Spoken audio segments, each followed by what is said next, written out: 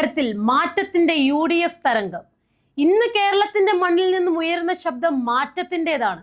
ഇത് വെറുമൊരു വിജയമല്ല, മറിച്ച് 10 വർഷത്തെ അഹങ്കാരത്തിനും ഏകാധിപത്യത്തിനുമെതിരെ കേരളം നൽകിയ കനത്ത പ്രഹരമാണ്.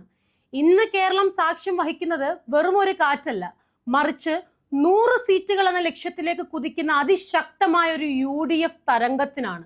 പിണറായി സർക്കാരിനെതിരെയുള്ള ജനരോഷം, ഇരട്ടച്ചങ്കൻ എന്ന പ്രതിച്ഛായ ജനങ്ങളെ അടിച്ചമർത്താനാണെന്ന് ഈ നാട് തിരിച്ചറിഞ്ഞു. മുഖ്യമന്ത്രിയുടെ ഓഫീസിനെ ചുറ്റിപ്പറ്റിയുള്ള അഴിമതികൾക്കും മാസപ്പടി വിവാദങ്ങൾക്കും സാധാരണക്കാരന്റെ കഞ്ഞിയിൽ മണ്ണ് വാരിയിട്ട വിലക്കയറ്റത്തിനും ബാലറ്റിലൂടെ ജനങ്ങൾ നൽകിയ മറുപടിയാണിത്. പിൻവാതിൽ നിയമനങ്ങളിലൂടെ യുവജനങ്ങളെ വഞ്ചിച്ച സർക്കാരിനെതിരെ തെരുവിലിറങ്ങിയ ഉദ്യോഗാർത്ഥികളുടെ കണ്ണീരിന് ഇന്ന് വിജയത്തിന്റെ മധുരമുണ്ട്. VD സതീശനും K സുധാകരനും ഒപ്പം ഘടകകക്ഷികളും കൈകോർത്തപ്പോൾ കേരളം കണ്ടത് ഒരു പുത്തൻ രാഷ്ട്രീയ ഉണർവാണ്. ഇത് വെറും ഒരു മുന്നണിയല്ല, ജനങ്ങളുടെ വിശ്വാസമാണ്.